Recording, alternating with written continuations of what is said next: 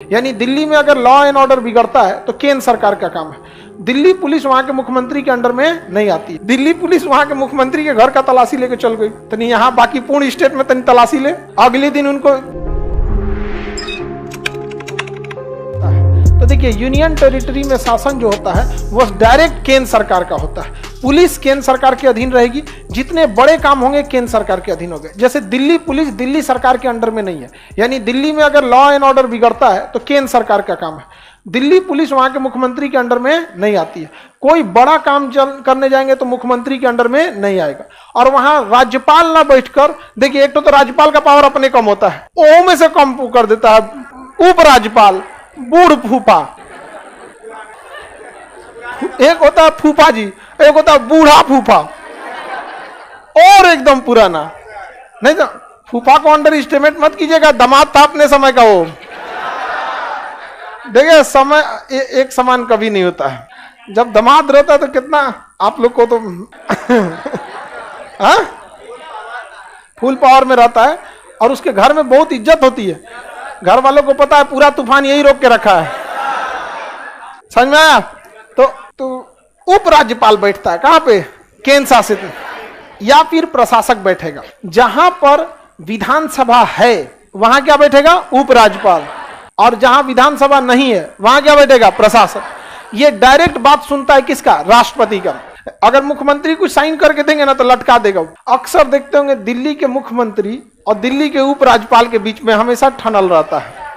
उपराज्यपाल को तो इलेक्शन से कोई मतलब नहीं है, और मुख्यमंत्री को तो वोट मांगने जाना है। अब वो कोई काम की घोषणा कर देंगे कि हम सीसीटीवी कैमरा लगाएंगे, और जब प्रस्ताव पास करेंगे तो रोक के रख देंगे। तो ये राजनीति में बड़ी उटपटांग होता है। वैसे ही केंद्र राज्य के बीच में अटकल रहता है कौन? राज्यपाल। तो केंद्र शासित प्रदेश में डायरेक्ट कंट्रोल किसके पास होता है? केंद्र सरकार के पास। उसकी विधानसभा के पास सीमित पावर होता है, जबकि पूर्ण राज्य के पास विधानसभा के पास बहुत पावर होता है। राज्यपाल बहुत हद तक हस्तक्षेप नहीं कर पाते हैं, लेकिन उसमें बहुत हद पूरा पुलिस किसके अंडर में? केंद्र सरकार के अंदर में। समझ में आ गया कि नहीं? हमारे यहाँ आपातकाल लगने के बाद राज्यपाल जितना पावरफुल होता है उतना यूनियन टेरिटरी में बिना आपातकाल राज्यपाल उतना पावरफुल होता है। तो यूनियन टेरिटरी में मुख्यमंत्री बस इसलिए रखा जाता है कि जनता की जरूरतों को वो डायरेक्टली सुन सके, बाकी और कोई खास मतलब नहीं है। यूनियन टेरिटरी बनाने के पीछे कई मकसद है, लेकिन यूनियन टेरिटरी में प्रशासन डीएम डायरेक्ट किसको रिपोर्ट करेंगे? उपराज्यपाल को। एसपी उपराज्यपाल, कर्मचारी डायरेक्ट वहां करेंगे। बहुत लिमिटेड पावर होता है। हाँ बोलिए। सीएम की बात मानेगी? कोई जरूरी नहीं है कि सीएम का आदेश फॉलो कर लो। सीएम बोल देंगे यहाँ ट्रांसफर करना है, नहीं कर पाएंगे। बात तो मानने को पुलिस आपका भी बात मानती है। आप कहिएगा पुलिस को तो आपका बात नहीं मानेगी, लेकिन डीएम पुलिस किसके अंडर में काम करती है? जिसके हाथ में प्रमोशन हो, सस्पेंशन हो या ट्रांसफर हो, उसी से डरती है। आप पुलिस का ट्रांसफर, प्रमोशन या सस्पेंड कर सकते हैं? झाड़ देगी आपको, चल निकल यहाँ से। समझ में आ गया कि नहीं आ गया? दिल्ली पुलिस वहां के मुख्यमंत्री के घर का तलाशी लेके चल गई, तो नहीं यहाँ बाकी पूर्ण स्टेट में तनी तलाशी ले, अगले दिन उनको डिपार्टमेंट मिलेगा बीएमपी में किचन संभालिए जाके। चाहे फायर ब्रिगेड में कोना में कहीं फेंकेगा, फायर ब्रिगेड में गाड़ी चेक कीजिए पानी है कि नहीं इसमें। समझ में आ गया कि नहीं? उसको संटिंग पोस्टिंग कहा जाता है। साइड में इन्होंने ढकेल देता है। नक्सल एरिया में जाइए, निगरानी कीजिए।